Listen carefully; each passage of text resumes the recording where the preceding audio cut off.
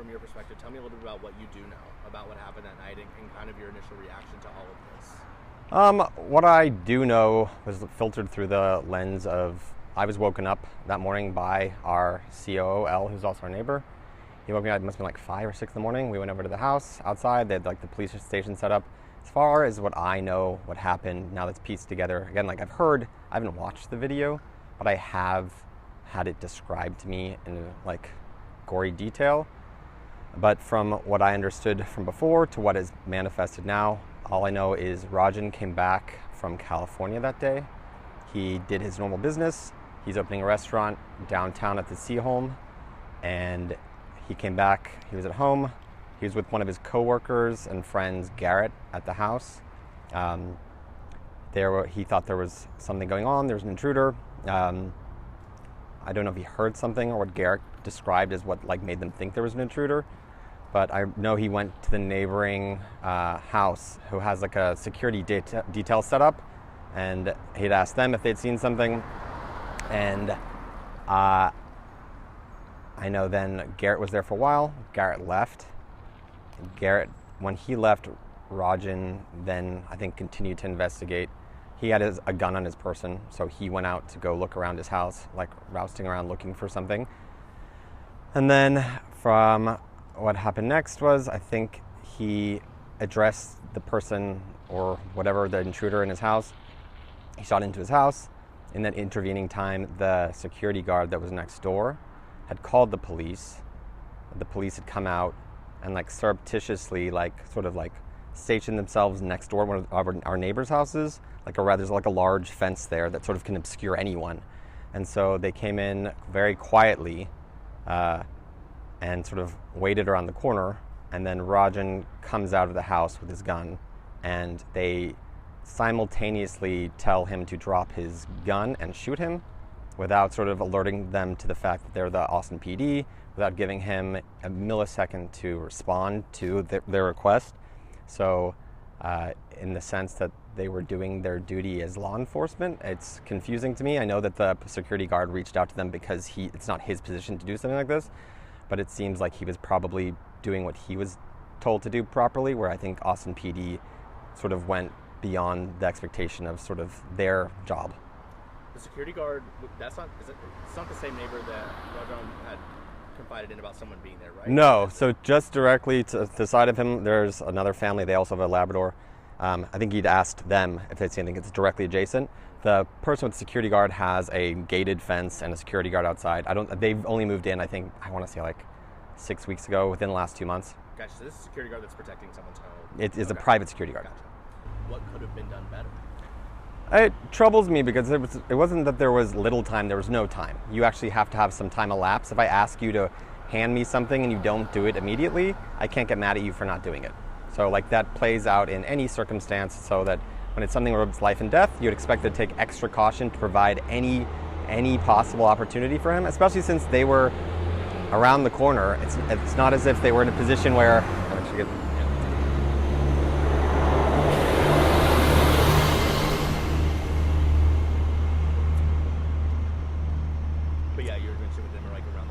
Yeah, under no circumstances would I expect any security or any police force in any position where they could sort of actually have an expectation of a response, do what they did. So for me, I'm a private citizen. I am now trepidatious about calling the police. If I saw someone in my neighborhood and I didn't know what was going on, and I felt like my instinct would be to call the police, after this, my instinct is to not call the police, because I would just have assumed they'd come by, see what's going on, and leave, not show up and kill the person. So that puts a weird burden on me as a citizen to trust law enforcement, to suddenly look at them as being someone who's probably going to go beyond the expectation of taking care of a situation. I don't know what that means in terms of remedial action. All I know is that when it's life and death, you can't be like, well, let's figure it out next time. This is one of those things where it has a very final chord to it. Rajan doesn't get an option at this point to say, yeah, I'm really sorry that this was confusing for you such that you had to come out with AR-15s. Next time, maybe we can all do a better job of being police. Instead, Rajan's dead, and the police are sort of looking at it. Well, next time we'll do a better job. It's a weird story to tell. You mentioned Elle being your COO. Did y'all all work together? Yes, we all work together. So explain that, Rajan's kind of relationship in y'all's job. So we started our company, a tech startup in Washington, D.C. back in the Obama years in 2000, I think it was 2011, 12. And Rajan and his brother Johan and a couple of other people helped set up what was then called Equity Eats, which became In-Kind. He was sort of one of those people who you'd imagine any tech startup sort of pours their blood, sweat, and tears into it. So he's been with the company forever, sort of like filling gaps. His background is in finance. That's what he studied at school. And so he sort of served in that position. For me, I was the first investor in the company. I was concurrently running my own company out of South Africa. And so for me, I was helping as much as I can. The same way that Johan was helping me set up and run my company, I was helping him set up and run his company. So with Rajan was one of the founding members of In-Kind. He stopped working with us last October 2021. One thing I do want to ask, and I know this subject can be touchy, but it's something that you might be able to help. Viewers have asked us, was there any mental health concerns by chance? Could this have been, had he ever expressed something like this before? Or do you genuinely believe that he thought somebody was in his home? I have no reason to believe that this was anything other than Rajan thinking that there was someone in his house. Like, so never shown any sign no. of yeah, absolutely. I do want to move now, honestly, more into him as a person, from knowing him since he was like 18. Tell me a little about what he was like. Rajan was very cool. I'm from Southern California. He's from Southern California. He was a surfer. He was like tall. He's like a lot of friends. He was a very charming person. He had a really disarming quality because he was in a position, I think, typically to sort of own a room because he was just such a nice guy and really had an attractive presence to him. But he was very, very sweet. I think every time I came back here, or even when we were in LA, he would never hesitate to come drive from Pasadena to LAX, which can be between 1 and 3 hours. It was small things like that, which are meaningful, but really it was honestly he's very interactive in the sense that you have lots of friends who are very extroverted. He had an extroverted side, but it was really when you're quietly alone with him, he was always very promotional of you. He was always talking about the great things you were doing. It was never him reflecting on the things that he was doing. And he was doing a lot of things, but he would always come up and make you feel special. And it read very genuinely, and it was one of those things where it was always it was a pleasure to be around him because he wasn't someone who took things for granted. And I think he really took your relationship with him very seriously. Knowing Johan like you do and knowing his family, this question will seem silly, but it's how are they doing right now? I know that it's almost like a given answer, but from your conversations with him, how are they handling this? I think it may be a trope now, but everyone processes things differently. But I think that they're devastated in everything that they do. They're a very close-knit family. It's a very deep-rooted network. The Sri Lankan community, but also just particularly their family. I'm on their family chat together. Everything they do, they celebrate. They're whether it's Johan's nephew winning a soccer game or Rajan sort of doing something with his business. I feel like it was. It's hard to watch because it's so sad because they are so reliant on each other for love and care, and they really did rely on Rajan to sort of be an expression point.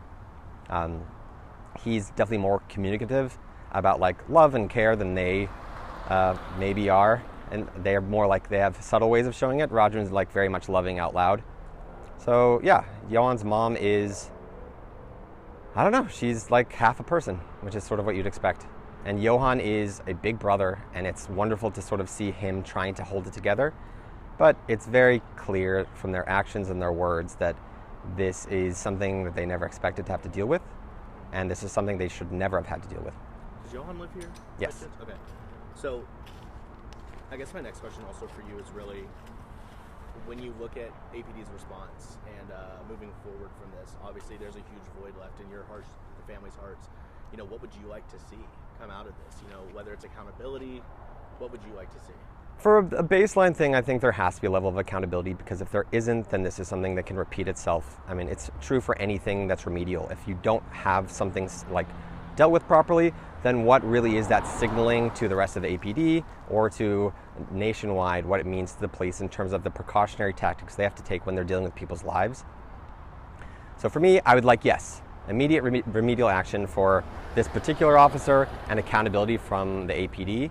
But I think that something systemic. I think that right now it isn't one of those things where like, well, we fired this guy and that's sufficient. That isn't sufficient. I don't have any confidence that he isn't sort of symptomatic of a bigger problem at APD. I have no idea, but this seems pretty big. It's not as if he accidentally shot Rajan's car or his window or something like that.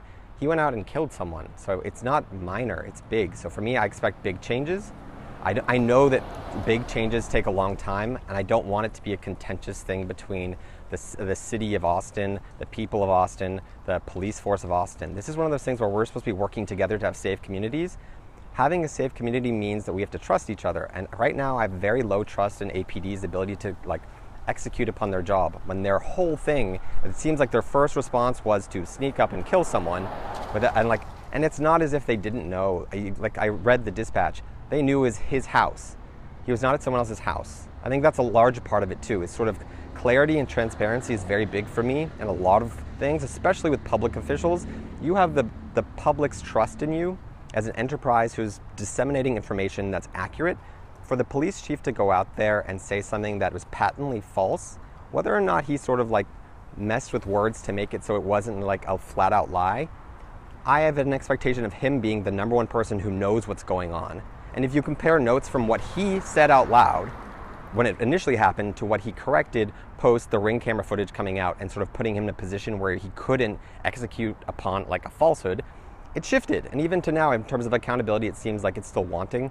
It's not what you want. I've worked in public service.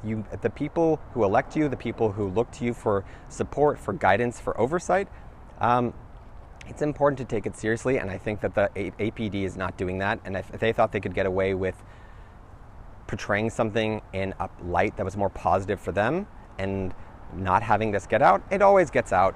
There is always someone who saw something. In this case, Ring camera footage was essential. It sort of changed the narrative entirely because you don't have to wonder what happened. You saw what happened. And if you compare the footage between the body cam and the Ring camera, you're going to see inconsistencies in terms of what they said out loud and what actually happened. And I think that that's what I'd really like to have change. Those two big things. One is obviously better training. They need better training at the police if this is sort of how they approach things. If he's an anomaly, then they need better training for recruitment or like constant check-ins for people. So it's not a thing where you can say, this guy was a bad actor. He is the product of a system.